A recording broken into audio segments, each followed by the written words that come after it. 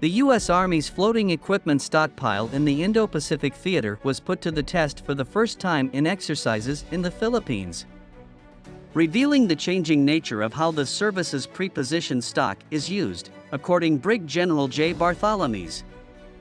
Army pre-positioned stock is strategically placed around the globe for units to access in theater in response to emergency or urgent operational needs.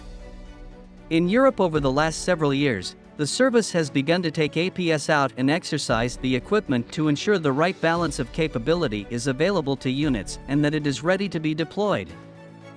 The Army in the Pacific had its first crack at testing out its APS afloat capability in March in the Philippines during exercises Salaknib 22 and Balikatan 22.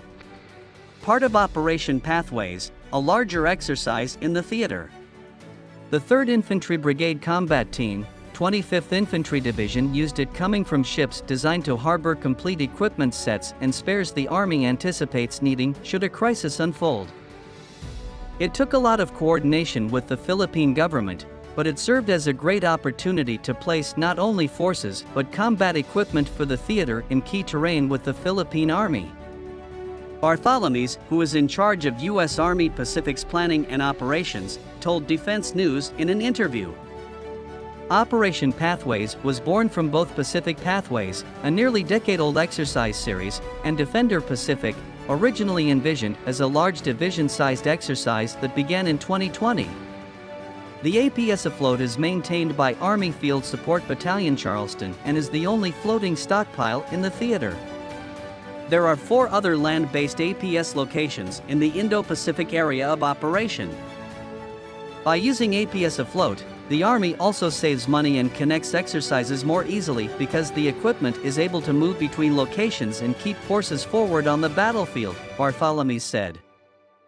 Taking lessons learned from the experience in the Philippines, the service is working on ensuring equipment is arranged in a proper combat configuration on the vessels so they can be loaded and unloaded in the most optimal way to respond to contingencies, he said.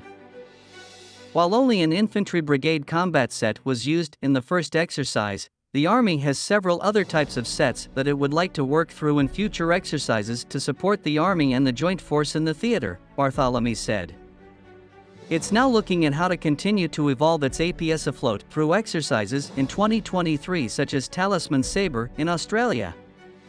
Recognizing the success units in Europe have seen through the employment of APS as part of exercises and rehearsals, the service in the Pacific is looking to replicate and increase the amount of operations it performs using the capability.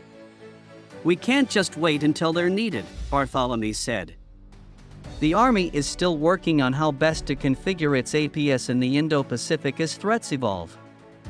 Some APS already set up in places including Japan are critical to effective response in the region, he said.